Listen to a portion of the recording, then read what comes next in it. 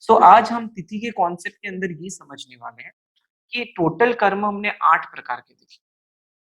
अब ये जो 8 प्रकार के कर्म हैं, इसमें से एक कर्म है जिसका नाम आयुष्य कर्म है और ये आयुष्य कर्म यानी लाइफ स्पैन डिटरमाइनिंग कर्म, जो हमारी लाइफ स्पैन डिटरमाइन करता है। यानी कि हमको मनुष्य के भव में जकड़ के रखता है, हमको देव के भव में जकड़ के रखता है, पर्टिकुलर टाइम के लिए बांध के रखता है जिस शरीर में, उसे आयुष्य कर्म कहते हैं। जब हम 8 कर्म की बात करते हैं, तो ऐसा एक भी समय नहीं है जब हम 7 कर्मों को नहीं बाँधते हैं। यानी हर एक वक़्त कर्म का कुछ न कुछ आत्मा के साथ जुड़ना, निकलना ये सब चालू ही रहता है। सिर्फ़ आयुष्य कर्म एकमात्र ऐसा कर्म है, जो हमारी पूरी लाइफ़ में हम लोग एक ही बार बाइंड करते हैं। देखो 8 कर्मों में से 7 कर्म हैं, वो 24/7 उसका बंध चालू रहता है। तो अभी भी तो हमें कुछ लाइफ स्पैन मिली है और हम डे बाय डे उसको भुगत रहे हैं। जैसे-जैसे एक-एक दिन गया, उतना-उतना हमारा लाइफ स्पैन कम होते गया।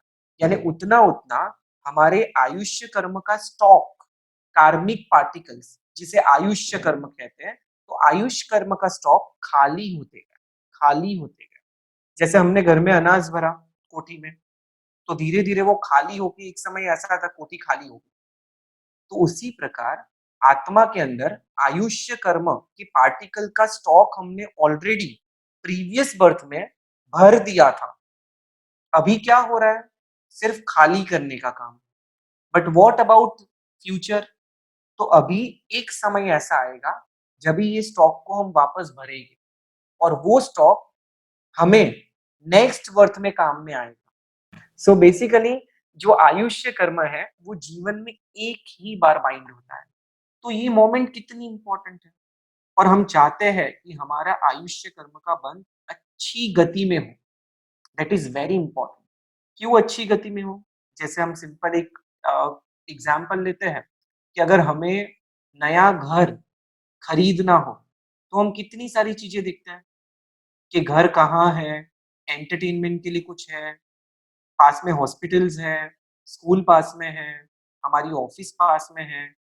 ये सब चीज़ों का ध्यान रख के हम हमारा नया घर खरीदते हैं।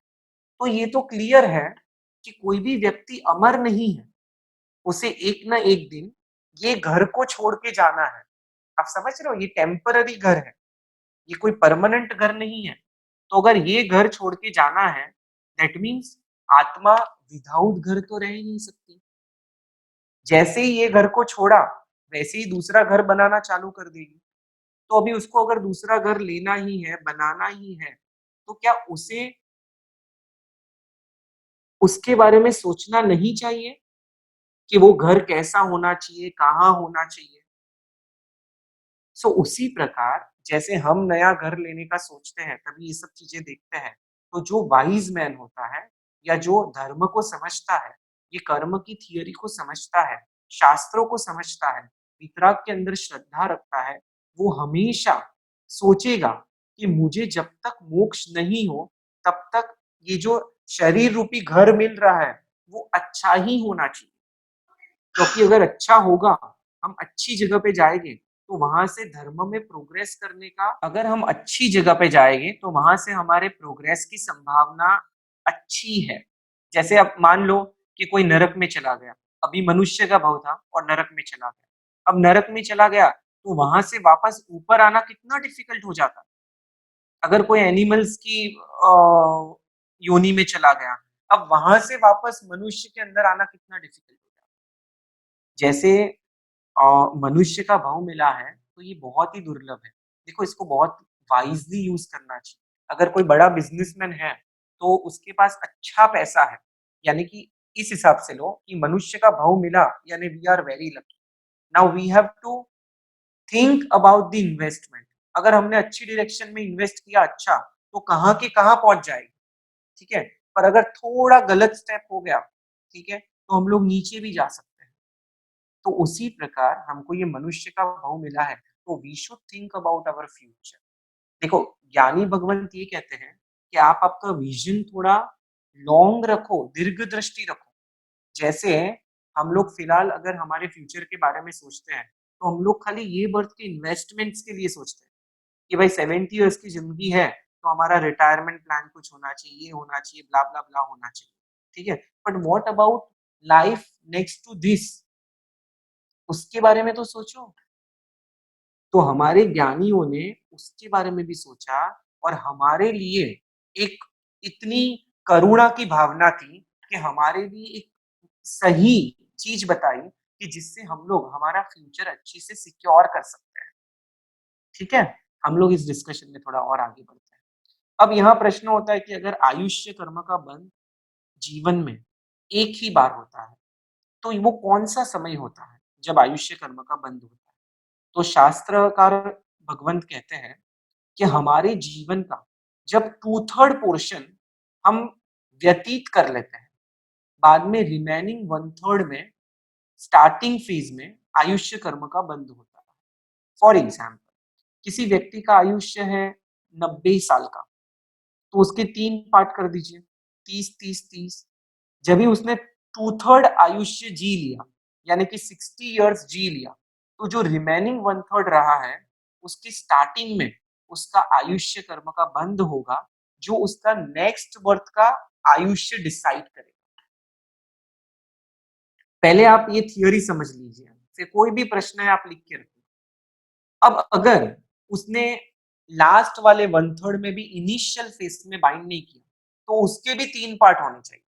यानी जो 30 इयर्स था लास्ट वाला 1/3, उसके 3 पार्ट करो, 10-10-10। तो उसके तीसरे पार्ट में स्टार्टिंग में बांधेगा, यानी कि लास्ट वाले 10 साल के स्टार्टिंग में। अगर उसमें भी स्टार्टिंग में बाइंड नहीं हुआ, तो उसके भी 3 पार्ट करो। तो 3 साल जो बचे हैं उसके स्टार्टिंग में, अगर उसमें भी नहीं है उसके 3 पार्ट करो। तो 1 साल जो बचा है उसके स्टार्टिंग में, उसके भी नहीं हुए तो 3 पार्ट करो।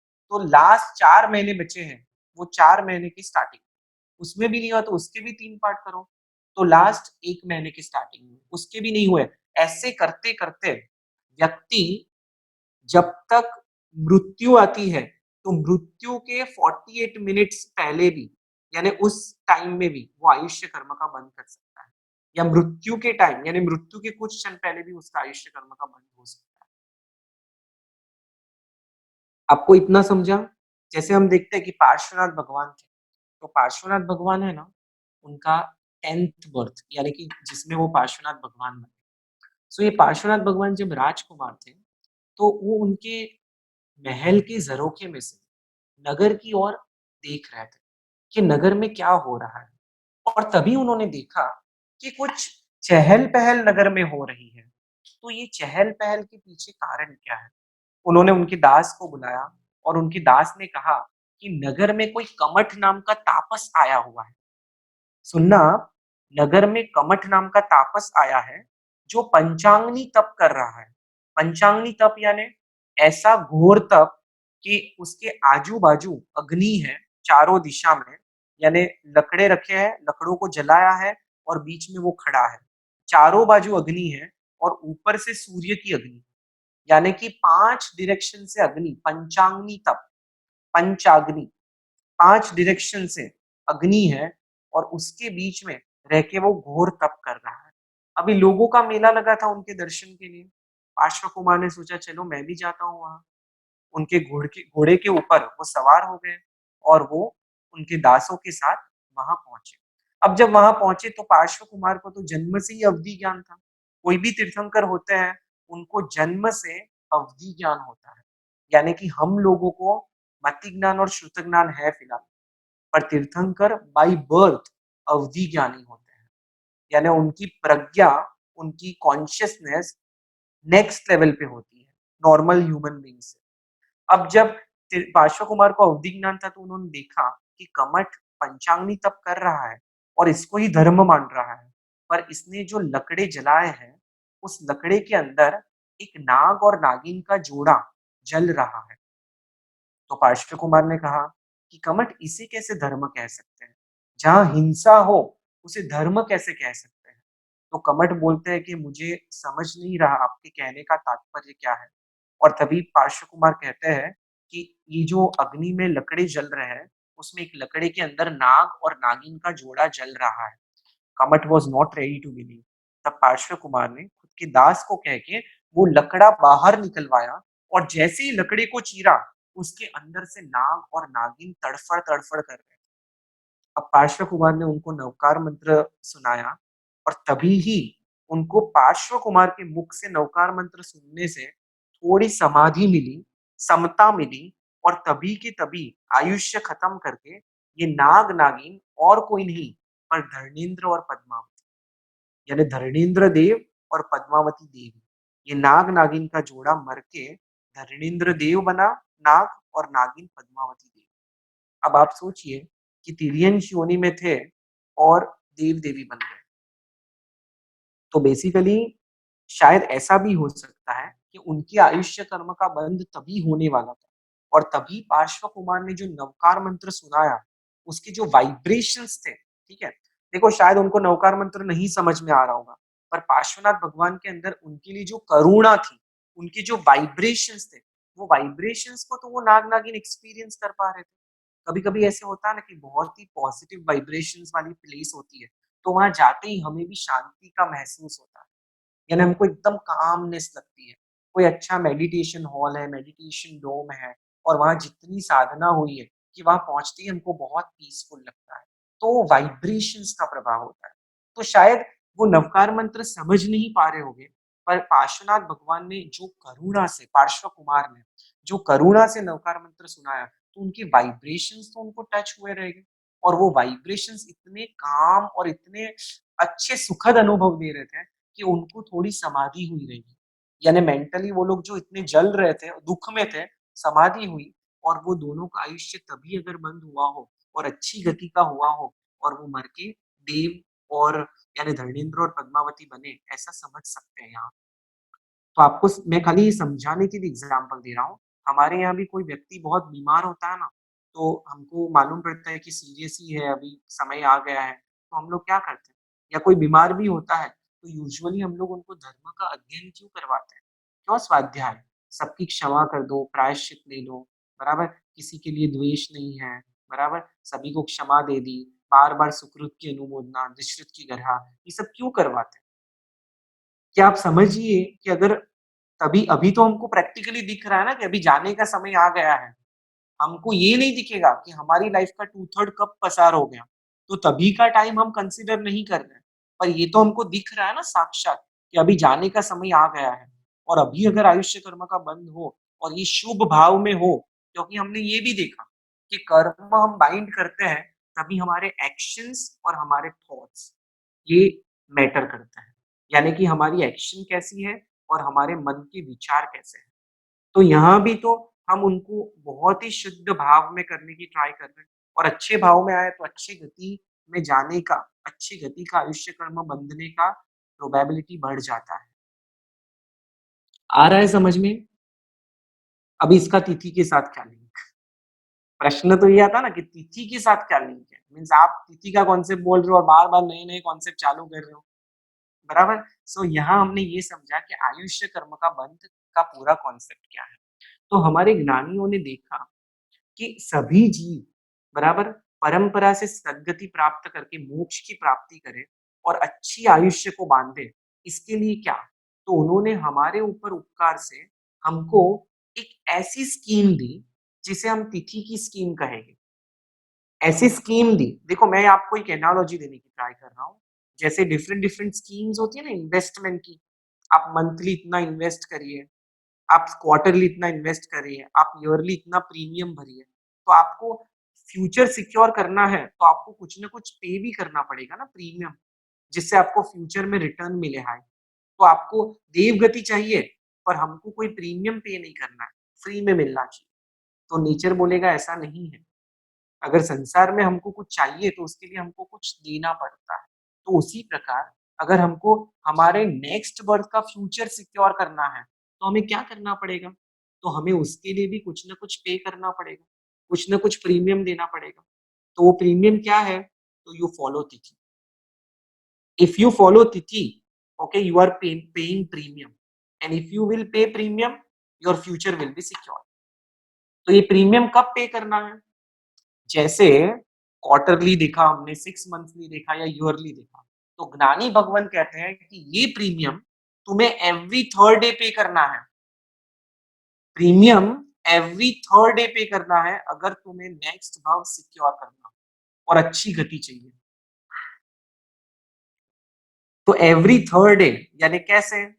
तो अमास एकम गई, बीज आई, बराबर, यू हैव टू फॉलो बीज तिथि। त्रीच चौथ गई, फॉलो पांचम। छठ सातम गई, फॉलो आठम। नम दसम गई, फॉलो ग्यारस। बारस तेरस गई, फॉलो चौदस।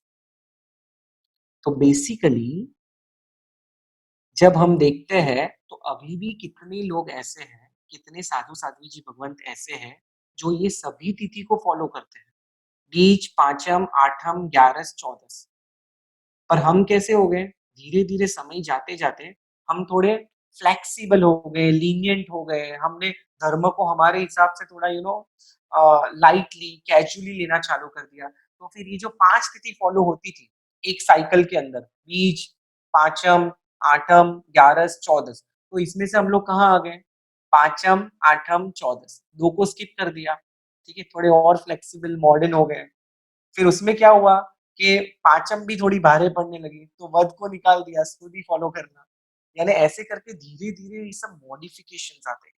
ठीक है, पर अभी भी आप देखना कितने महात्मा है ये सब पांचों पांच तिथि फॉलो करते हैं। अब ये तिथि फॉलो करने से फायदा क्या होता है? एक तो आप देखना कि जिस दिन तिथियां होती है ना ऐसी आठम, पांचम, चौदस, तो कभी कभी हम ये भी कहते हैं कि दिन बहुत भारे होते हैं। जैसे एक किसी ने तिथि का साइंटिफिक वे से एक्सप्लेन करने के लिए कुछ रिसर्च किया था। मैं अभी तक उससे इतना कन्विंस नहीं हूँ, पर फिर भी मैं आपको शेयर करता हूँ। यानी शास्त्र में ऐसा कुछ देखने नहीं मिल रहा है, बट फिर भी मैं आपको शेयर करता हूँ। जैसे कहते हैं कि ये सब तिथियां होती है ना, आठम, चौदस वगैरह, तो उस दिन आप देखना कि समुद्र के अंदर हाई टाइड आती है, यानी भरतियां बहुत ज्यादा होती है कंपेयर टू अदर डेज। तो कहते हैं कि उस दिन है ना, चंद्र का, स्पेशली चौदस, चौदस अमावस्या ये सब रहती है ना, जैसे कोई पक्की फॉलो करता है स्थानक में और यहाँ चौदस फॉलो करते हैं, तो ये सब तिथियों के दिन है ना, मून का ग्रेविटेशनल पुल, कहने का तात्पर्य ये है कि मून का जो ग्रेविटेशनल पुल होता है वो समुद्र को लगता है और उसके कारण भरती आती है, ऐसा साइंस कहता है, भरती आती है। तो जब ये हैवी तिथि आती है ना, उस दिन ग्रेविटेशनल पुल इतना ज्यादा रहता है कि भरती ज्यादा रहती है। अब ग्रेविटेशनल पुल अगर समुद्र को लग सकता है, तो हमारी बॉडी में तो 70% से ज्यादा वाटर है, तो हमारी बॉडी के वाटर को ग्रेविटेशनल पुल नहीं लगेगा। तो वो कहते हैं कि हमारी बॉडी के वाटर को भी ग्रेविटेशनल पुल लगता है। ठीक है, और हमारी बॉडी के अंदर भी उछाले होते हैं, यानी इनर इम्बैलेंसिंग होता है। तो उसको बैलेंस करने के लिए आपको लीफी वेजिटेबल्स नहीं खाना, कि जिससे वाटर कंटेंट कम मिले बॉडी को, तो आपका ये बैलेंस हो। ऐसा साइंटिफिकली लोग समझाने की ट्राई करते तिथि को। ठीक है, पर ये भी एक रीत से हम सोच सकते हैं, बट हम शास्त्र में जो है उस हिसाब से मैं आपको बताना चाहता हूँ। तो basically every third day you have to follow तिथि। अब एवरी थर्ड डे अगर आपको तिथि फॉलो करना है, एवरी थर्ड डे, ठीक है, तो अभी क्या होगा, आप एक सिंपल चीज देखिए, हम सब हाउस होल्डर्स हैं, या कोई भी है, तो हमारा day to day routine fix होता है। अभी आपको मालूम पड़ा अरे कल 14 है, तो आपको क्या करना पड़ेगा, आप सोचोगे तिथि है तो तिथि तो फॉलो करनी है, एटलीस्ट रोज प्रतिक्रमण नहीं करते तो तिथि को करना है, एटलीस्ट रोज सामायिक नहीं करते तो तिथि को करनी है, एटलीस्ट रोज अष्ट प्रकारी पूजा नहीं करते तो एटलीस्ट तिथि को करनी है।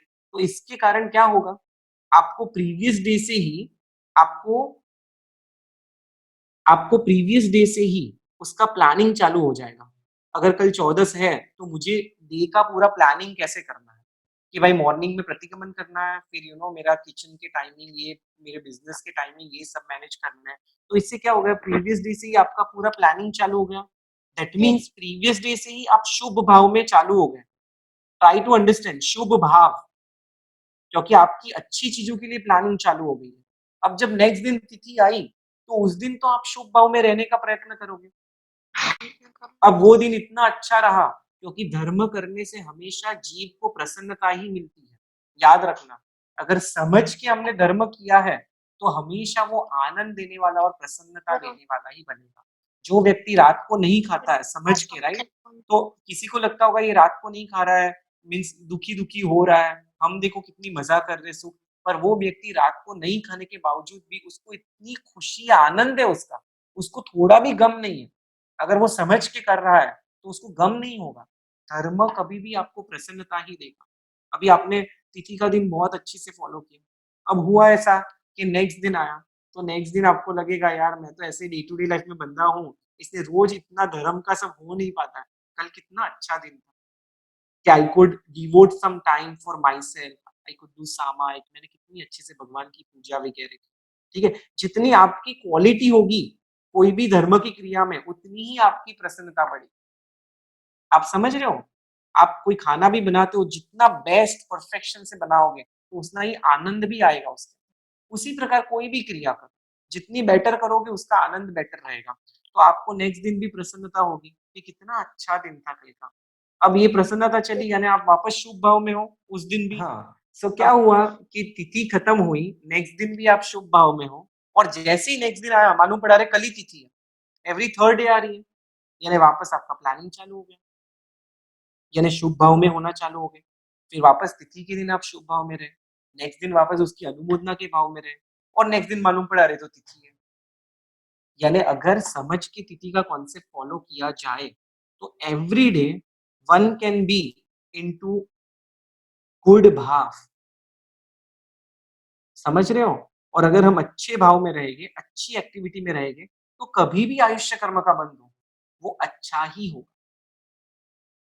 हम लोग क्यों फॉर एग्जाम्पल हम लोग करियर के हिसाब से भी देखते हैं, तो हमारा 12th हो जाता है, ग्रेजुएशन हो जाता है, अगर हमको पोस्ट ग्रेजुएशन या ग्रेजुएशन के लिए जाना है, तो हम लोग क्यों अच्छी यूनिवर्सिटी और अच्छी कॉलेजेस प्रेफ़र करते हैं। क्योंकि अगर अच्छी यूनिवर्सिटीज़ में हम गए, तो वहाँ हमको अच्छा एक्सपोज़र मिलेगा, अच्छी लर्निंग मिलेगी और वहाँ से हमारे करियर का प्रोग्रेस अच्छा होगा। ये हमारा गोल होता है। तो उसी प्रकार अच्छा आयुष्य कर्म का बंध हुआ, तो हमको अच्छी गति मिलेगी। अच्छी गति मिलेगी, अच्छा परिवार मिलेगा, अच्छे आजू-बाजू के वातावरण मिलेंगे, अच्छे सुगुरु, सुदेव, सुगुरु सुधर्म मिलेंगे कि जिससे वापस हमारे आत्मा की कल्याण का प्रोग्रेस चालू हो जाए। और अगर अपने आयुष्य कर्म का बंद ही तिर्यंच गति में कर दिया, नरक गति में कर दिया, वहाँ कहाँ हमको सद्गुरु मिलने वाले। वो तो ज्योग्राफिकल लोकेशन इतनी बकवास है नरक की, कि वहाँ हम लोग वो लोकेशन के कारण ही कंटिन्यूअस दुःख में रहते हैं। आपको 1 सेकंड का सुख नहीं मिलता। All time we are in the pain. अब ऑल टाइम पेन में है तो कहाँ धर्म याद आएगा, कहाँ आत्मा याद आएगी? यानी वहाँ से हमारा डाउनफॉल चालू हो जाएगा। अगर तिर्यंच में गए तो शायद वहाँ हम लोग शिकार करेंगे हमारा गुज़ारा करने के लिए, जंगल में रहेंगे, ठीक है? वहाँ कौन हमको समझाने आएगा? कहाँ हमारा वहाँ मन संज्ञा भी नहीं रही, यानी मन भी नहीं रहा। हम लोग 2 सेंस, 3 सेंस, 4 सेंस में हो गए, तो वी विल बिकम हेल्पलेस। तो वहाँ से भी अपना डाउनफॉल चालू हो गया। तो always aim for the good गति। अगर मोक्ष में जल्दी जाना है तो जब तक मोक्ष नहीं हो, तब तक हमारी सद्गति हो। धर्म की डेफिनिशन क्या है मालूम है? धर्म की डेफिनिशन क्या है कि धर्म हमको दुर्गति में जाने से अटका के रखता है। धर्म यानी क्या? जो दुर्गति में जाने से हमको अटकाता है और सद्गति की ओर लेके जाता है और परंपरा से मोक्ष की ओर लेके जाता है। धर्म की ये डेफिनिशन होती है। ऐसी कोई भी चीज जो आपको दुर्गति में जाने से अटकाए, सद्गति में लेके जाए और परंपरा से मोक्ष की प्राप्ति करवाए, उसे धर्म कहते हैं। तो अब धर्म की डेफिनेशन ही ये है, तो ये गति हमको जो मिलती है उसका भी कितना इम्पोर्टेंस है। इसीलिए ज्ञानी भगवान कहते हैं कि हमें मालूम नहीं है कि हमारे जीवन का 2/3 कब खत्म हो गया है। देखो हम आइडियली देखते हैं तो नेचर का लॉ है कि 2/3 के बाद ही, पर हमारे व्यावहारिक जीवन में भी देखते हैं, तो कोई व्यक्ति है उसको रिटायरमेंट कब मिलता है? ऑलमोस्ट उसने 2/3 अपने लाइफ का स्पेंड कर लिया, तो अभी बहुत कम बाकी है। आप आइडियली समझिए कि अभी बहुत वर्क कर लिया, अभी थोड़ा आराम करिए, अभी जाने का समय आने वाला है। यानी नी ऐसे खाली समझाने के लिए बता रहा हूँ, तो नेचर का भी ये लॉ है, 2/3 आपने पास कर लिया, वैसे ही वो आयुष्य कर्म का बंध कभी भी हो सकता है, बट वी डोंट नो कब होगा। इसलिए always we have to be alert, attentive, and हमको प्रिकॉशंस रखने हैं कि हमारा आयुष्य कर्म का बंध अच्छी गति में, और अगर अच्छी गति में आयुष्य कर्म का बंध होना है तो फिर हमें ये तिथि फॉलो करना है। अगर किसी का मैथमेटिक्स के हिसाब से भी प्रोबेबिलिटी कैलकुलेशन होती है इसके अंदर, पर अभी मैं उसके अंदर थोड़ा वर्क कर रहा हूँ कि एवरी थर्ड डे से कैसे हमको लाभ होता है। वैसे अगर मिनिमम किसका 3 दिन का भी आयुष्य रहा तो तीसरे दिन तिथि है, तो उसका अच्छी गति में ही हो। यानी बहुत ऐसे थॉट्स के साथ, बराबर, ये पूरी एक सिस्टम बताई हुई है, और ये दिन का भी असर तो होता ही है। जैसे हम लोग देखते हैं हर एक तिथि को अलग-अलग ग्रह, नक्षत्र वगैरह की हमारे ऊपर असर होती है, तो उस दिन के भी इम्पोर्टेंस तो है ही। कभी कोई बीमार भी होता है ना, तो हम लोग कहते हैं ना कि चौदस निकल जाए, अमास निकल जाए, टेंशन में आ जाते हैं। चौदस अमास आ जाती है तो ऐसे समझते हैं कि बहुत हैवी दिन होते हैं। यूजुअली तभी लोग, काफ़ी लोगों की मृत्यु के चांसेस, प्रोबेबिलिटी बहुत हाई हो जाती है। ऐसा हम लोग डे टू डे लाइफ में देखते हैं। तो वो भी कुछ ना कुछ लॉजिक हो गए, पर आपको क्लियर तिथि का कॉन्सेप्ट समझा क्यों करना है। और अगर हमको तिथि का प्रीमियम भरना है, यानी क्या रमेश अंकल? प्रीमियम भरना है, यानी जितना हम लोग धर्म की आराधना कर सके या अच्छी प्रवृत्ति में, अच्छे विचार में रह सके, उतना करना चाहिए। तो तिथि हमारे जीवन में एक रीत से स्पीड ब्रेकर भी देता है। हमारी रूटीन लाइफ चलती रहती है, तो उसमें स्पीड ब्रेकर देके हमें रियलाइज करवाता कि मैं कौन हूँ, कहाँ से आया हूँ, कहाँ मुझे जाना है। ऐसा नहीं है कि लाइफ का एम खाली खाना, पीना, कमाना, सोना, इतना ही है। इतना दुर्लभ मनुष्य भाव प्राप्त करने के बाद मुझे मोक्ष का लक्ष्य भूल ना जाऊँ, इसलिए ये तिथि एक स्पीड ब्रेकर का भी काम करती है। और इसमें हम लोग एक हमारी ट्रेडिशन चली तिथि में कि भाई लिलोतरी नहीं खाने का, क्योंकि लिलोतरी के अंदर भी लिविंग बीइंग्स है ना, तो एटलीस्ट हमको मालूम है लिविंग बीइंग्स है, पर रोज तो हम उसके बिना नहीं रह सकते। तो एटलीस्ट तिथि में तो भी उन जीवों को अभय दान दें, यानी उन जीवों को तो हम लोग छोड़े एटलीस्ट।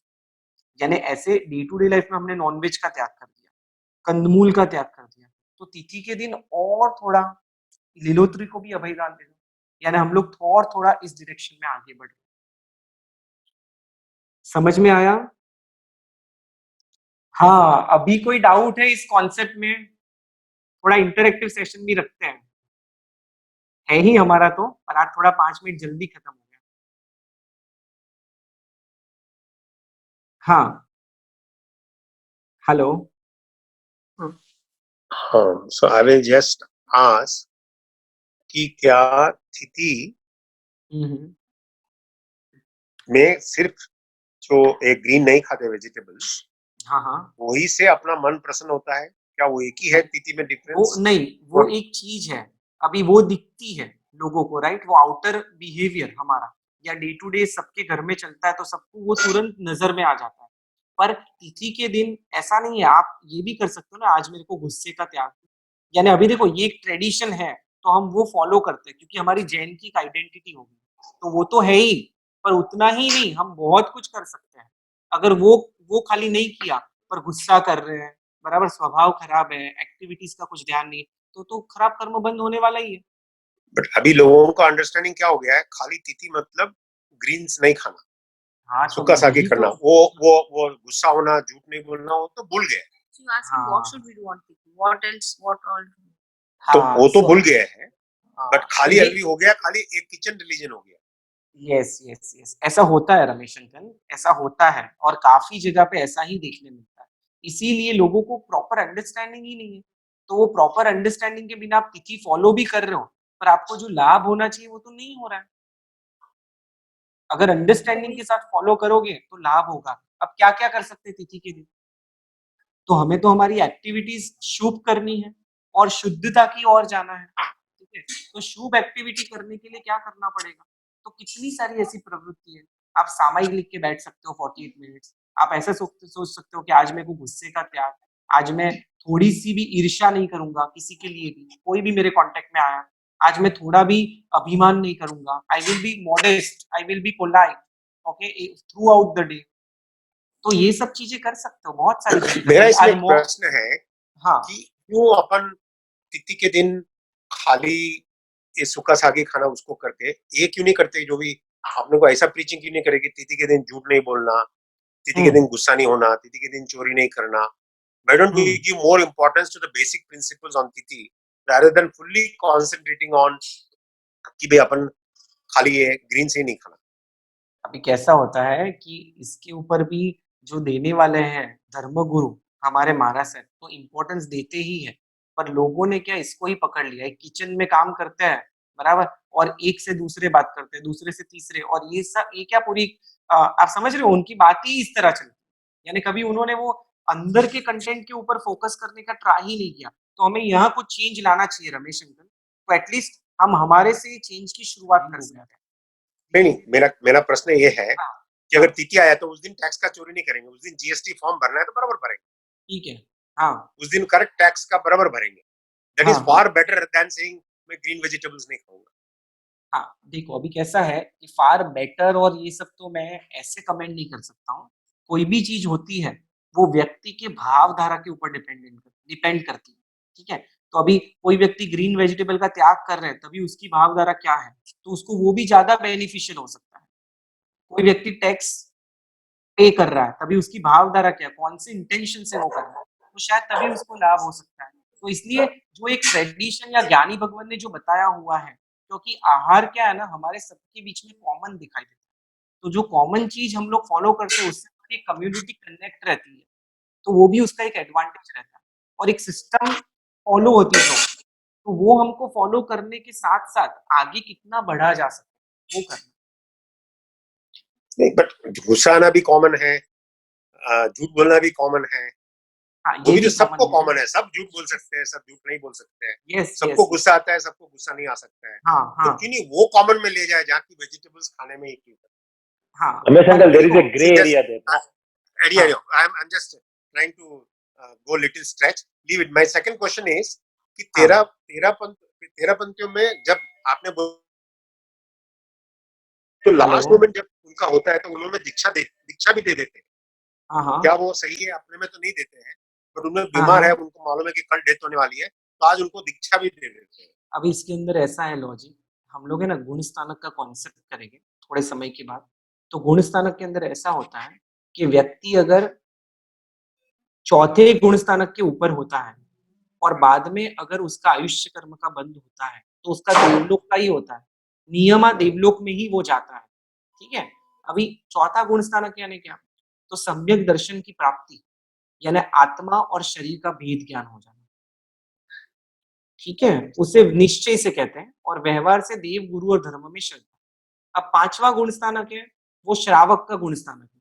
यानी हम लोग जो श्रावक के व्रत अंगीकार करते हैं और छठा गुण स्थानक है, वो साधु का गुण स्थानक है। तो वो लोग ऐसा सोचते हैं कि अगर साधु के वेश में व्रत में मरेंगे, यानी व्रत में अगर जाएँगे, तो उनकी अच्छी गति होगी, यानी व्रत में तो मरे। तो उस एंगल से वो लोग देते हैं या संथारा भी देते हैं, पचकांड दे देते हैं, वैसे। अभी नम्रता का प्रश्न है, थोड़ा सेंसिटिव है, बट फिर भी हाँ, हाँ। इन्होंने पूछ लिया. मैं नहीं चाहता था, मुझे किसी ने एडवाइस किया था ये प्रश्न मत पूछिए, हाँ, बट मैं हाँ। पूछ लेता हूँ. बोलो। There are two Jain calendars formulated by two different Maharaj Sahib. हाँ, हाँ। Which one to follow? That we know that we are following Tithis properly. आप कोई ओके। कोई बोलते हैं आज 14 है, कोई बोलता है आज 14 नहीं है, वो हुँ, खुट रहा है, कम हो रहा है. हुँ। तो एक कौन सा कैलेंडर बराबर फॉलो होना चाहिए? बिकॉज देखो एक भाई, संघ के मार्सा स्ट्रिक्टली वही तिथि पालते हैं, संघ के मार्सा दूसरा तिथि पालते हैं. ठीक है। देखो, आइडियली हमने आज कॉन्सेप्ट समझा तो उसमें क्या है कि अगर आप तिथि प्रॉपर्ली फॉलो करते हो, तो everyday you can be in the shubh, बराबर? You stick to one calendar. हमको चर्चा में नहीं गिरना है। आपको ट्रेडिशन से जो मिला है, आपको जहाँ श्रद्धा होती है, वहाँ आप फॉलो करिए। खाली इसकी चर्चा करना और इसकी खींचना, उसकी खींचना, वो हमारा काम ही नहीं है। तो आप एक कैलेंडर जो आपको ठीक लगे वो फॉलो करो। वहाँ खाली थोड़े माइनर कैलकुलेशन डिफरेंस है, ठीक है? 2 तिथि, 1 तिथि की। तो आपको जो ठीक लगे वो आप फॉलो करो। कौन-सा सही गलत है, उस चर्चा में अभी फिलहाल गिरने जैसा नहीं है। नहीं तो फिर हम उसमें ही रह जाएँगे। जय जिनेंद्र नील भाई, जय मेरे जिनेंद्र, 2-3 बोलो। क्वेश्चंस है. बोलो ना। हाँ, तो आयुष्य इंक्लूड्स गति, not only just the life span, नहीं, नॉट जस्ट द लेंथ. नहीं, हमने आज जो आयुष्य कर्म की बात की, वो खाली लाइफ स्पैन की बात करेगा, ठीक है? अब जब हम शरीर की बात नहीं करेगा, आपका वही क्वेश्चन है ना? हाँ, तो आयुष्य कर्म जो है हाँ उसमें हाँ सिर्फ गति होती है क्या? नहीं 4 गति आयु का ही है? नहीं देखो, देयर इज वन कर्म कॉल्ड नाम कर्म, ठीक है? हाँ, तो हाँ। आपको देव का शरीर मिलेगा, आपको हुँ, मनुष्य का शरीर मिलेगा, आपको हुँ, तिर्यंच का शरीर मिलेगा, that will hmm. Be determined by नाम कर्म, ठीक है? तो गति पर नहीं, आयुष्य में क्या आता है फिर? हाँ, वो शरीर में आप कितने टाइम रहोगे, हुँ। Okay, that is determined by ayushya karma. तो आपने बोला कि आयुष्य कर्म तिथि में मतलब तिथि के दिन वो बंधने की ज्यादा शक्यता है, हाँ हाँ आयुष्य कर्म। तो सिर्फ हम्म। लेंथ इन दैट गति is decided, not the actual गति। हाँ, ऐसे तो है ना। हाँ, लेंथ लेंथ स्थिति, यानी कितने टाइम हम लोग रहेंगे वहां, that is very but important. Basically time period, when you से टाइम तो पीरियड 1 साल 2 साल देखो, 50 साल। हाँ हाँ हाँ, वो हम लोग है it's ना। not हाँ it's not whether you'll become मनुष्य देव और एनिमल और नरक, वो नहीं आता है नहीं इसमें। उनका पूछना नहीं क्या है हाँ कि गति होती है क्या टाइम पीरियड होता हाँ, वही गति का कितना आपको लाइफ स्पैन मिलेगा वो डिटरमाइन होगा, यानी कौन सी गति का कितना लाइफ स्पैन मिलेगा। हाँ, हाँ, सो हमारी बात ये चल रही कि आयुष्य कर्म है ना, वो खाली लाइफ स्पैन डिटरमाइन करेगा कि मनुष्य भव की 70 इयर्स की लाइफ स्पैन, देव भव की 10,000 साल की लाइफ स्पैन, ठीक है? पर लाइफ स्पैन कौन से भव की, देव की, मनुष्य की, वो डिटरमाइन कर रहा है ना। एंड वी नीड वो भव की लाइफ स्पैन। ऐसे तो हम डे टू डे लाइफ की एक्टिविटीज में बराबर देव गति नाम कर्म भी बांधते रहते हैं, मनुष्य गति नाम कर्म भी बांधते रहते हैं, तो वो नाम कर्म भी हमारे आत्मा में पड़े हुए ही है। पर जैसा हमारा आयुष्य कर्म का बंध होगा, बराबर उसी प्रकार का जो हमारा नाम कर्म है वैसा हमको शरीर मिलेगा, ठीक है? ठीक है, मनुष्य ठीक। का आयुष्य मिलना और मनुष्य का शरीर मिलना, दैट इज हाँ, डिफरेंट। हाँ, और मनुष्य हाँ, का आयुष्य आपने बांधा, तो हाँ। आयुष्य शरीर के थ्रू ही भोगा जा सकता है, तो उसके साथ शरीर मिलने वाला ही है। हुँ, आप समझ रहे हो? हाँ, हाँ, आपने कोई भी ठीक है। भव की स्थिति बांधी, तो विदाउट शरीर तो आप उसको कैसे भोगोगे? हुँ। शरीर तो आपको मिलेगा ही, पर शरीर तो जो ये है वो दोनों ना। साथ में होगा। See everything is not very मतलब जब कर्म बांध रहा हाँ है हाँ ऐसे हाँ थोड़ी है हाँ कि इट्स लाइक हाँ, exactly bifurcated, so we are doing नहीं नहीं, एवरीथिंग टुगेदर आप ऐसे। आप हर एक्शन में सभी कर्म बाइंड करते हो, बाइंड कर। देखा जाए तो। आई पर गेट इट, आई जो गेट इट, इट्स एन हाँ ओवरऑल कॉन्सेप्ट। वन मोर हाँ, क्वेश्चन। ओवरऑल ओवरऑल हाँ। और हाँ, कोई क्वेश्चन? हाँ, last question from my side is what is the basic minimum to do list on a तिथि? मतलब जो आपको लगता है कि तिथि के दिन तो ये करना ही चाहिए ऐसे। मेरे हिसाब से आप पूछ रहे हो, ठीक है? तो बेसिकली हाँ। एज ए जैन, जैन हम्म। तीन चीजें तो हमारी ध्यान में रखनी चाहिए। एक तो कंदमूल का त्याग होना चाहिए, रात्रि ओके। भोजन का त्याग होना चाहिए, जिन पूजा। एज ए जैन की हमारी आइडेंटिटी ये तो होनी ही चाहिए। हम्म। अभी एड ऑन क्या करना है, तो हम हम्म। प्रतीकमन सामायिक एड ऑन कर सकते हैं, depending on okay. Our time, बराबर। तो ये हम्म। एड ऑन कर सकते हैं। फिर आप मौन धारण कर सकते हो, मौन इज वेरी गुड, भाई 1 घंटे का मौन ले लो। फिर आप अगर ये भी नहीं कर सकते तो एटलीस्ट दूसरे ये पचकान लो कि चलो आज मुझे क्रोध नहीं करना है। क्रोध हम्म। क्रोध यूजुअली हमें दिखता है, मैं दूसरे कषाय की बात नहीं कर रहा हूँ, पर क्रोध बहुत प्रोमिनेंट फॉर्म में हमें दिखता है। तो क्रोध को पहले कॉन्कर करने की ट्राई करो, ठीक है? तो ग्रॉस लेवल पे हम लोग देखते हैं तो क्रोध, मान, माया, फिर लोभ आता है। पर ऐसे तो हमारी आत्मा में लोभ पड़ा हुआ है, बहुत ज्यादा वो है। हाँ, वो नहीं निकलेगा तब तक कुछ नहीं निकलने वाला, ऐसा है। पर इनिशियली ओके। हमें क्रोध दिख के आता है, तो क्रोध के ऊपर फोकस करना हम लोग कर ठीक। सकते हैं। और अगर ओके, आपको थैंक यू लगे, नील भाई। Now to over more to dad. Questions are there. हाँ, एक पूजा का क्वेश्चन है, how do you define the individual has reached to third of his life? Okay, ठीक है। ये पूजा जी, ये ऐसा है कि हमको नहीं मालूम पड़ता है, ये इसलिए तो प्रॉब्लम है। अगर मालूम पड़ जाता तो व्यक्ति सोचता कि 40 फॉर एग्जांपल 60 इयर्स का आयुष्य है, म्यूट कर। तो जैसे ही 40 साल खत्म हुए तो अभी मालूम है 20 साल में ही बंद होने वाला, तो चेंज हो जाएगा 20 साल में। पहले 40 साल मजे करो, फिर बाद में 20 साल धर्म करो, ऐसा हो सकता है। बल्कि ये कॉन्सेप्ट भी फॉल्स ही है। सो बेसिकली हम लोग नहीं जान पाते पूजा जी, इसीलिए हमारे जो आचार्य या गुरु थे, उन्होंने हमारे ऊपर उपकार या कंपैशन भावना से हमको ये तिथि का कॉन्सेप्ट फॉलो करने को कहा। कि अगर आप तिथि फॉलो करोगे ना, तो आपका जब भी लाइफ का 2/3 आएगा, तो जीवन में अगर तिथि का पालन रहा, तो अच्छी से समझ के, तो वो 2/3 पोर्शन जाने के बाद भी आप शुभ भाव और शुभ प्रवृत्ति में रहोगे, तो आपका आयुष्य कर्म बंध अच्छा होगा। बोलिए ना। देखिए ये विषय आया था कि झूठ नहीं बोलना, चोरी नहीं करना उस दिन, हाँ, तिथि हाँ। के दिन। नाउ हाँ, हाउ डू हाँ। यू क्लासिफाई व्हाट इज झूठ? झूठ कैसे झूठ? डायरेक्ट, इनडायरेक्ट, चोरी डायरेक्ट, इनडायरेक्ट? हाँ, बहुत वास्ट टॉपिक है कि हिंसा कितने प्रकार की है, चोरी कितने प्रकार की है, बराबर? फिर झूठ कितने प्रकार के होते हैं, फिर मैथुन का सेवन कितने प्रकार से हो सकता है, परिग्रह कितने प्रकार से हो सकते हैं। तो ये टॉपिक भी हम लोग ले सकते हैं। अगर आपको अभी इतनी क्यूरियोसिटी है, तो आप एक बार है ना अतिचार खोलना, अतिचार, ठीक है? हेलो? अच्छा। और अतिचार में या है ना, आप अगर आपको हिंसा के बारे में जानना है, तो पहले स्थूल प्राणातिपात वाला पढ़िए। अगर चोरी के लिए जानना है, तो बीजे स्थूल मृष्यावाद का पढ़िए। उसके अंदर आएगा कि कौन से झूठ होते हैं। Then you will be able to classify.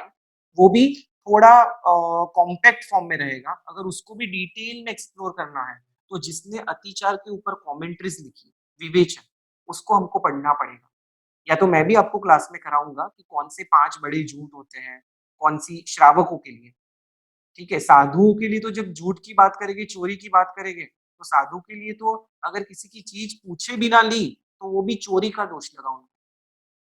पर व्यवहार में हम लोग अगर किसी फ्रेंड की पेन पड़ी है इधर-उधर, तो ले भी लेते, शायद नहीं भी पूछते। वो विवेक होता है और हमको हमेशा वैसे हमको ट्रेन करते ही जाना है। पर आइडियली हम देखें व्यवहार में, तो काफ़ी चीज़ों में हम पूछ-पूछ के थोड़ी लेते हैं। अगर हमारे बेटे की ही चीज़ है, हमारी घर पे ही लाई हुई है, तो आइडियली वो बेटे को बिलॉन्ग करती है। भले हमने लाई है, हमारी पत्नी की चीज़ है, तो हम लोग वो ले भी लेते हैं कभी-कभी, यूज़ भी करते हैं सब लोग मिलके। तो श्रावकों के लिए थोड़ा डिफ़िकल्ट हो जाता है, पर साधु के लिए तो चीज़ भी पूछ के लेना। और जैसे हमारा क्लास थोड़ा आगे बढ़ेगा, तो हम श्रावकों के 12 व्रत के बारे में डिस्कस करेंगे और श्रावकों के 12 व्रत के अंदर कौन से झूठ होते हैं, कौन से झूठों का पचकान लेना चाहिए, तो वो मैं बताऊँगा। हाँ, हाँ, रमेश अंकल। हाँ, बोलिए। और किसको? एक मिनट, एक प्रश्न है स्नेहा का।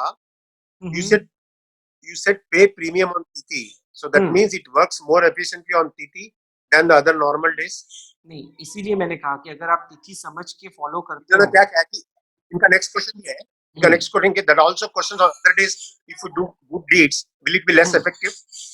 नहीं, नहीं, कि भाई नहीं, तिथि ऐसा के दिन नहीं ग्रीन है। नहीं खाना और दूसरे दिन ग्रीन नहीं खाया तो उसका कम पुण्य मिलेगा, और जिस दिन तिथि के दिन ग्रीन खाया तो ज्यादा पुण्य मिलेगा, ऐसा है? नहीं, ऐसा नहीं है। अगर आपने समझदारी के साथ कोई भी चीज़ की, ओके, और जितनी समझदारी पूर्वक की, तो उसका लाभ उतना मिलने वाला ही है, ठीक है? तो उससे कोई इतना ये नहीं होगा, पर हमें एक सिस्टम देनी पड़ेगी। अगर सिस्टम रहेगी नहीं, तो हम लोग है ना लीनिएंट हो जाएँगे, हम स्वच्छंदी हो जाएँगे। यू ट्राई टू अंडरस्टैंड, स्वच्छंदी यानी हमको मन पड़े वैसा हम बिहेव करने लग जाएँगे, हमारे लाइफ में डिसिप्लिन नहीं रहेगी। फॉर एग्ज़ाम्पल, आज आपको कुछ काम आया, तो आप बोलोगे ठीक है यार, मैं कल तिथि फॉलो कर लूँगी। ओके, आज कुछ ऐसा, अरे ठीक है, मैं परसों कर लूँगी। ऐसे करके आपकी लाइफ कभी भी डिसिप्लिन नहीं हो सकती। तो हमारे जो ओवरऑल हमारी कम्युनिटी के कॉमन प्रिंसिपल्स होते हैं, वो हमें उसी हिसाब से अगर हम फॉलो करें, तो हमको बेनिफिट होने वाला ही है। आप थोड़ा दीर्घ दृष्टि से विचार करिए। शायद आपको क्लियर हुआ रहेगा। या क्लियर क्लियर। हाँ, हाँ। अब एक क्वेश्चन है मेरे बड़े भाई साहब का, शांतिलाल जी का। उनका हाँ, क्वेश्चन है हाँ। कि या तिथि के दिन लीलोत्री खाना ज्यादा अच्छा है, या कोई झूठ बोलना वो अच्छा है? कंपैरिजन, सेम क्वेश्चन मैंने जो What पूछा, is more what is sinful? More sinful? Is it ठीक है। लाइज और इज इट ईटिंग ग्रीन? देखो अभी कैसा है ना, ये इसके सचोट आंसर नहीं दे सकते। आप समझो, ये सब कॉम्प्लेक्स क्वेश्चंस हैं, क्योंकि इसके अंदर आप किस प्रकार का झूठ बोल रहे हो, किस इंटेंशन से बोल रहे हो, ये सब कुछ देखना पड़ेगा। और इसके लिए जो महात्मा ने ये ग्रंथ पढ़े रहते हैं, जिसके अंदर क्राइम्स के क्या-क्या पनिशमेंट होते हैं, ठीक है? जैसे आलोचना के ग्रंथ, अगर हम लोग भव आलोचना लेते हैं ना कि ऐसा झूठ बोले, तो इसका प्रायश्चित क्या आता है, ठीक है? हम लोग तिथि फॉलो करें, तो हमको इसका कितना लाभ मिलता है। तो जिस महात्मा ने ये सब निश्चित सूत्र वगैरह आगम पढ़े रहते हैं, वो महात्मा आपको एग्ज़ैक्टली बता सकते हैं। तो मेरे लिए तो ये बताना ये नहीं है। और दूसरी चीज़ ये है कि बताए तो भी हमारे भाव कौन-सी चीज़ करते समय कैसे हैं, बराबर वो हमें नहीं मालूम ना। इसलिए हम क्लियर कट कोई भी चीज की बात नहीं कर सकते। देखो एक सिंपल चीज बताता हूँ, कोई महात्मा को काजू बादाम 56 भोग वोरा रहा है और किसी ने खाली खीर वोराई, तो जिसने खीर वोराई उसके घर पे 99 पेटी उतरी, और जिसने इतना माल मेवा मेवा ये वोराया और उसको बहुत कम लाभ मिला।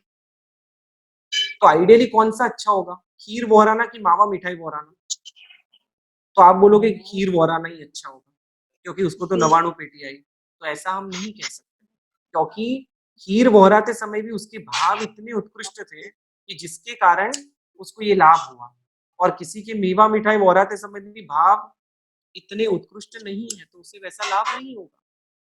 वैसा आई होप आपको थोड़ा क्लियर हो गया होगा के इसमें। कारण अभी मैं सबको अनम्यूट करता हूँ ताकि किसी को किसी को क्वेश्चन पूछना है तो एक क्वेश्चन पूछ सकते हैं, उसके बाद में नील भाई प्रेयर्स करेंगे। ये जो कभी कभी से मुझे तिथि नहीं पता रहता है एंड मेरे हाथ से लीलोत्री बन जाती है एंड उसी दिन मेरे पेरेंट्स जाते हैं, ये मेरा पर्सनल थिंग है और हाँ, मेरी मम्मी सोचती है कि मुझे ट्रबल ना करे इसलिए वो खा लेते हैं। तो इसमें कोई is there a sinful act done by mom और समथिंग लाइक दैट? नहीं, आपकी मॉम तो बहुत से समझदारी के साथ ये कर रही है, ठीक है? क्या सिचुएशन है घर की I don't know, but mom कुछ एंगल से अच्छा सोच के ही कर रही होगी। तो शायद वो लीलोत्री खा रही है बराबर, फिर भी उसके भाव इतने अच्छे हैं कि आपकी मॉम को शायद कोई लीलोत्री नहीं खा रहा होगा पर उसके भाव कुछ है ही नहीं इतने, उससे ज्यादा लाभ हो सकता है। पर यहाँ मम्मी को कितना लाभ हो रहा है कि कितना गैर लाभ हो रहा है वो नहीं सोचना है, यहाँ हमें ये सोचना है कि मेरी अवेयरनेस कम है, ठीक है? तो मुझे ये अवेयरनेस रखनी है, इसलिए पंचांग का सहारा लेना है। भी अपडेट है कि आज पांचम है, आज आठम है, 14 है, जिससे मैं सबको उनके धर्म के अंदर अनुकूल हो सकूं। अगर ऐसा भाव रहा तो ऐसा कर्म बांधोगे कि भविष्य में जैन धर्म बार बार प्राप्त होता रहेगा, because you have gratitude for that dharma, you have awareness, and at least आप नहीं फॉलो कर रहे हो पर आप ध्यान में ये रख रहे हो कि मेरे कारण किसी के धर्म में बाधा ना आए। Any one more question anybody wants to ask? Question है, एक क्वेश्चन रमेश। बोलिए। हाँ बोलो बोलो बोलो, पूछो अंजना भाई। हाँ, हम कई बार ऐसे होता है ना कि हम परिवार के साथ अनुकूलता से चले या फिर धर्म को महत्व देके धर्म के साथ चले। परिवार के साथ अनुकूलता से चले या धर्म को महत्व। तो देखो कोई भी डिफिकल्ट सिचुएशन आए या कैसे भी सिचुएशन, तो हमें हमारे धर्म का पालन तो करना चाहिए, ठीक है? यानी ऐसा आता है मनहजीनानम में कि श्रावक होता है वो दुख या सुख हो धर्म का दृढ़ रीत से पालन करता है, पर कभी-कभी ऐसी सिचुएशन आती है और हमें कुछ ऐसी चीज करनी पड़ती है तो हमारा मन नहीं करता है क्योंकि हम धर्म को इतना समझते हैं, पर फिर भी सभी लोगों का ध्यान में रख के हमको करना पड़ता है, तो वो कर भी लेते हैं पर हमारे मन के भाव नहीं होता। आपको एक काम ये करना चाहिए कि अगर परिवार है आपका तो आपको समझना चाहिए कि सभी धर्म को समझे और सभी एक ही लाइन में चले, ठीक है? पर अगर वैसा नहीं हो, हेलो, तो आपको आपका धर्म कैसे फॉलो कर सको वो ध्यान रखना चाहिए। उनकी उपेक्षा, यानी फॉर एग्जांपल वो लोग अगर उस चीज की उपेक्षा करते हैं तो आपको मन में राग द्वेष नहीं करना उनके प्रति, माध्यस्थ भावना का चिंतन करना। मध्यस्थ भावना, सेम वर्ड, करेक्ट। मध्यस्थ भावना, बहुत खुशी हो रही हाँ, मध्यस्थ और उदासीन भावना। आई होप आपको देखो ये सब प्रॉब्लम्स होते ही है डे टू डे लाइफ में कि हस्बैंड है वो धर्म में है या वाइफ धर्म में है और दूसरा पार्टनर धर्म में नहीं है, बच्चे धर्म में नहीं है। हाँ बोलो नील भाई, घर के मेंबर समझे न खाते हो सूखी सब्जी और उनके लिए बनाना पड़े, हाँ वो क्या करना चाहिए? उनको पसंद ही नहीं आए और अपने को बनाना पड़े। अभी देखो मैं अगर यहाँ ऐसे बता दूंगा कि आप बना देने का, फिर क्या तो इसमें तो मेरे को दोष लग जाएगा क्योंकि मैंने आपको परमिशन दे दी। आप इसके मींस मैंने उत्सूत्र परूपणा कर दी, तो आप बोलोगे कि नील भाई के पास हम सीखते हैं, उन्होंने तो बोला बनाओ, तो फिर चालू हो गया तुम्हारा, ठीक है? पर आप ध्यान में रखो कि आपके बिहेवियर से अगर उनको धर्म के प्रति द्वेष होता हो, अरुचि होती हो, ठीक है, झगड़े होते हो, गुस्सा करते हो, तो उस समय आपको आपका विवेक यूज करना है और किस तरह आप करते हैं। देखो हर चीजें है ना कोई चीजें ना अपने आचरण से और अपने विचार से भी सामने वाले में परिवर्तन ला सकती करेक्ट है। हमारा राइट आचरण देख के भी सामने वाला सुधरता है। तो अगर उनको एक बार बोलने का कि फॉर एग्जाम्पल आज तिथि है तो मैं सूखा बना दूं, तो नहीं मेरे को तो ग्रीन ही खाना है, ये क्या तुम्हारी तिथि बार बार आ जाती है फॉर एग्जाम्पल, तो तुमने मना और तुमने बना भी दिया कि कुछ नहीं बोला, ठीक है, वो सामने वाले व्यक्ति को रियलाइज होगा, अरे यार एक दिन खा लेता तो क्या फर्क होता। यानी आप आपका आचार मत स्पॉइल करो, आप गुस्सा करोगे, बराबर, तो वो क्या सोचेंगे, देखो इतना धर्म करते हैं, क्या सीखे, उससे अच्छा तो मैं नहीं करूँ वो ठीक है। क्या सीखे हाँ, अगर नहीं बरोबर म्हणता आपण आम्ही कोण नहीं, ये अगर ये आचार से भी मैं तो और चीज बोल रहा हूँ कि मन के भाव शुद्ध रखो। तो भावना और उदासीनता भाव पड़ रही है। यस यस, वो तो धर्म का सार है। आए थे this is very great point. और माध्यस्थ भावना रखो तो आपको दुखी होने की जरूरत ही नहीं पड़ती। जरूरत ही नहीं है। हाँ, बोलो। चलो दिल भाई, थैंक यू।